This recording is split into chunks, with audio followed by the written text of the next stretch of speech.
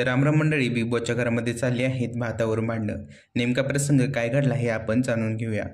गेल्या काही दिवसांपासून निक्की आणि अरबाज यांच्यामध्ये भांडणं झाल्याचे आपल्याला दिसून येत होतं आणि घरातील सर्व सदस्य त्यामध्ये सहभागी देखील होते.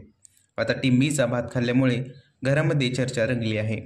अरबाज त्यांच्या टीम मेंबरला सांगतो की निक्की आणि अरबाजने आपलं अंड बनवण्याचं भांडं आणि तवा आपला घेतला आहे. भात ठेवलेली वाटी देखील त्यांनी घेतली आहे.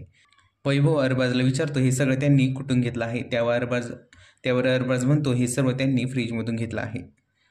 मग निक्कीला वैभव म्हणतो तुम्ही भात कुठून घेतला, कशासाठी खाल्ला. त्यावर निक्की म्हणते मला माहीत नव्हतं, ते तुमचं होतं. मी तुम्हाला हवं तर बनवून देते, चालेल मला त्याचा काहीच प्रॉब्लेम नाही.